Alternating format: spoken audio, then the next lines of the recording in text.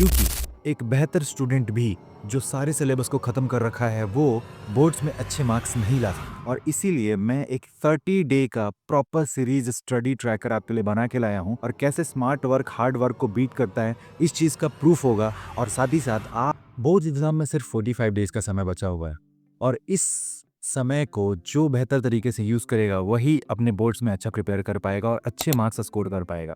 क्योंकि एक बेहतर स्टूडेंट भी जो सारे सिलेबस को ख़त्म कर रखा है वो बोर्ड्स में अच्छे मार्क्स नहीं ला सकता, क्योंकि इसके लिए आपको चाहिए बेटर प्रिपरेशन। और इसीलिए मैं एक 30 डे का प्रॉपर सीरीज स्टडी ट्रैकर आपके लिए बना के लाया हूँ, जहाँ पर आपको हर दिन क्या पढ़ना है, हर दिन कैसे वर्क करना है, और कैसे स्मार्ट वर्क हार्ड वर्क को बीट करता है इस चीज़ का प्रूफ होगा। और साथ ही साथ आप अपने एग्ज़ाम में मैक्सिमम स्कोर कर पाएंगे। तो इस चीज़ के लिए आपको सबसे पहले ये बात समझनी है कि एक कमज़ोर स्टूडेंट और एक तेज़ स्टूडेंट में कुछ खास फ़र्क नहीं होता। फ़र्क बस ये होता है कि एक तेज़ स्टूडेंट उन्हीं चीज़ों को पढ़ता है जो एग्ज़ाम रेलेवेंट होते हैं, उन्हीं मटेरियल्स को फॉलो करता है जो एग्ज़ाम में आने वाले होते हैं। एक स्टूडेंट जो सिर्फ़ और सिर्फ़ मटेरियल्स को फॉलो करता है एग्ज़ाम में रेलेवेंट, उसके मार्क्स अपने आप बढ़ेंगे। लेकिन उसी की जगह एक स्टूडेंट सिलेबस ख़त्म करने के बाद कुछ पीवाईक्यूज़, कुछ मॉडल पेपर्स और अलग-अलग तरह के चीज़ों को रेफ़रेंस करता है, जिसके कारण वो फँस जाता है। तो मेरी तरफ से मैं आपको सबसे बड़ी बात ये कहने वाला हूँ कि सिर्फ़ और सिर्फ़ एक ही मटेरियल से स्टिक करो, और जो 30 डेज़ का मैं आपको प्रचंड पग यानी कि स्टडी ट्रैकर देने वाला हूँ वो आपके लिए बहुत ज़्यादा बेनिफिशियल होगा। उसी चीज़ को फ़ॉलो करो और मैं बताता हूँ कि ये आखिर वर्क कैसे करेगा।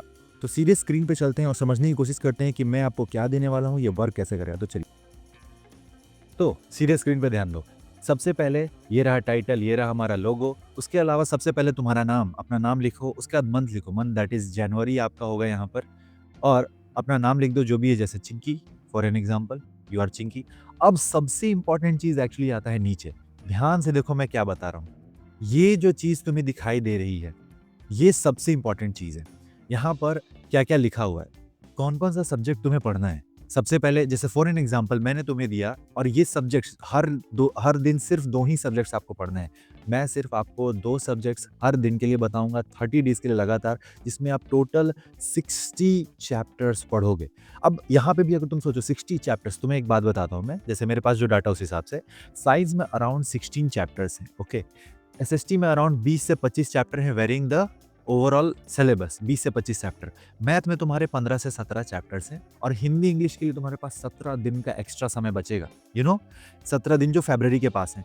तो ये चैप्टर्स जब तुम जोड़ोगे तो 60 से भी कम आ रहे हैं, यानी कि तुम्हारे 30 दिन में इन चैप्टर्स को इस लेवल पे खत्म करा दूंगा मैं, और इस तरह से तुम रिवीजन कर चुके होगे कि बहुत ही ज्यादा अलग और आगे पहुंच चुके होगे। तो मैं क्या बोल रहा था, सब्जेक्ट में जैसे फॉर एन एग्जांपल मैंने तुम्हें कहा आज है आपका लाइफ प्रोसेस, स्टडी ट्रैकर के हिसाब से। उसके अलावा अगर मैंने लाइफ प्रोसेस जो एक बड़ा चैप्टर है, तो उसके साथ मैं एक छोटा चैप्टर दूंगा, कोई भी रैंडम सा चैप्टर, जैसे मैंने दिया हाइट एंड डिस्टेंस। अब तुम्हें करना क्या है, तुम्हें इस चैप्टर को पढ़ना है, चाहे तुम्हारे पास नोट्स है या फिर सीधे क्वेश्चंस बना रहे हो, डजेंट मैटर। ये तुम पे डिपेंड करता है। याद रखो, तुम्हारे हर जगह पे तुम ही हो वो जो डिसीजंस ले रहे हो, और तुम ही हो वो जो उस पर अमल करोगे। तो इस बात को समझो, लाइफ प्रोसेस तुम पढ़ रखे हो पहले से, तो तुम सीधे क्वेश्चन प्रैक्टिस पे उतर जाओगे। If you have already read the height and distance, सीधे क्वेश्चन पे उतर जाओगे प्रैक्टिस पे। उसके बाद आता है रेडीनेस इंडेक्स, जहाँ पे तुम ही ये चीज़ लिखोगे कि आउट ऑफ 10 तुम कहाँ पे स्टैंड करते हो सारे पीवाईक्यूज़ या फिर रिवाइज़ करने के बाद, जिसमें 7, 8, 9 ऐसे हो रहा है। खुद का रेडीनेस इंडेक्स तुम ही प्रिपेयर कर सकते हो, मैं तुम्हें रेटिंग नहीं दे रहा। हाइट एंड डिस्टेंस में 7 है, 5 है, 4 है, 5 से नीचे कभी भी रेडियस इंडेक्स नहीं होना चाहिए। उसके बाद सबसे इंपॉर्टेंट चीज़ आती है वीक एरिया। अब जैसे मैं तुम्हें एक बात बताता हूँ, अगर मैं यहाँ पे चैप्टर लिख दूँ the rise of nationalism in Europe, okay? ये चैप्टर सबको पता है, the rise of nationalism in Europe. अब अगर इस चैप्टर की मैं बात करूँ, तो इस चैप्टर को तुम पढ़ोगे, उसके बाद इसके पीवाईक्यूज़ बनाओगे। वीक एरियाज़ यहाँ पर असली जो इम्प्रूवमेंट है वो यही है। आपको पता है कि आपको भीड़ से अलग कौन बनाएगा, वो ये है, ये बॉक्स बहुत ज़्यादा वैल्यू रखता है अपने आप में, इस बात को समझना होगा। वीक एरियाज़ में क्या? जैसे फॉर एन एग्ज़ाम्पल आप rise of nationalism in Europe chapter पढ़ रहे हो, आपने उसके पीवाईक्यूज़ बनाए, लेकिन बल्कन रीज़न से रिलेटेड क्वेश्चन आपसे नहीं बन रहा, that is your weak area. और इसी के कारण टॉपर्स और वीक स्टूडेंट्स का फासला तय होता है। तो ये सबसे ज़रूरी चीज़ है, वीक एरिया। बल्कन रीज़न तुमने यहाँ पे लिखा, अब तुम्हारा ध्यान बल्कन रीज़न पे हमेशा रहेगा, तुम उससे रिलेटेड रिवाइज़ करोगे। सबसे लास्ट में जो ये एक छोटा-सा बॉक्स है जो खाली है, यहाँ पर एक्चुअली अपने मन के विचार लिखने हैं उस पूरे दिन को खत्म होने के बाद। वो कैसे? वो इस तरह से कि आज तो मज़ा ही आ गया। सब खत्म है। इस तरह से खुद के विचार लिखने हैं ताकि आप खुद को रिफ्लेक्ट कर पाओ कि कल मैं कैसा था, आज मैं कहाँ हूँ। ये सारी चीज़ें ऐसे वर्क करेंगी।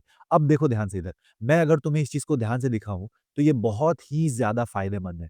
हर रोज़ एक सब्जेक्ट, उसके बाद उसका रेडीनेस इंडेक्स, जब तुम सब्जेक्ट पढ़ लोगे, उसके पीवाईक्यूज़ बनाओगे, तब तुम उसका रेडीनेस इंडेक्स फ़िल करोगे कि रेडीनेस इंडेक्स में कहाँ तुम फ़ॉल करते हो 1 से 10 के बीच में। सबसे ज़रूरी part is the weak area. जो वीक एरिया में नहीं लिखेगा, उसका काम खत्म है। जैसे मैंने अगर हाइट एंड डिस्टेंस का भी एग्जांपल दिया, तो हाइट एंड डिस्टेंस में आप आपका वीक एरिया क्या हो सकता है? जैसे for an example weak area है मूविंग व्हीकल्स। मूविंग व्हीकल से जो क्वेश्चन्स आते हैं, वो सबसे बड़ा वीक एरिया है हाइट एंड डिस्टेंस का।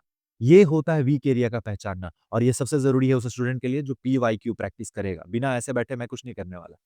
अब आगे बात करते हैं कि ये कितने हैं, तो तुम खुद देख सकते हो कि ये पूरे के पूरे 5 वीक या 4 वीक के लिए 30 दिनों के लिए प्रॉपर बने। एक्चुअली 30 से ज़्यादा दिन है इसमें।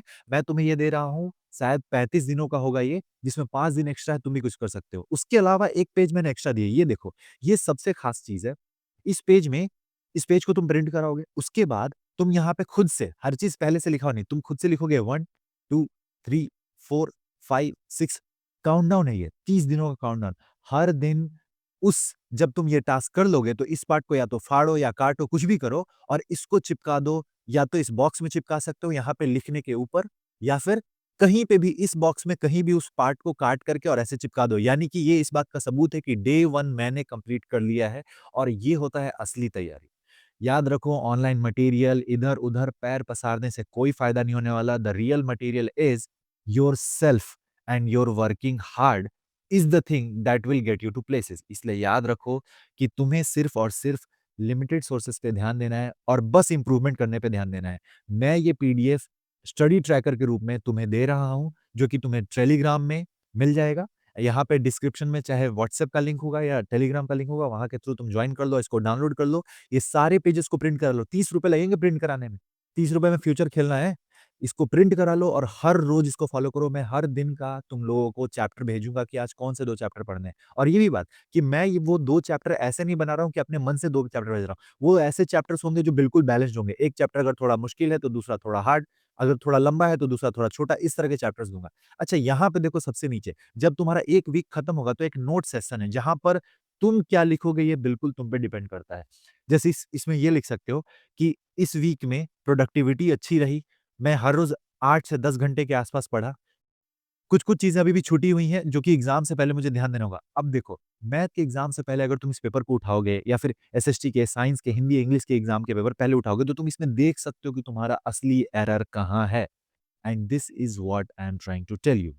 सो this was the whole thing, जो कि तुम्हें ज़मीन से आसमान तक का दूरी तय कराएगा। And this was the new year gift from my side. Happy new year girls. खत्म। Bye bye, tata, good bye, गया।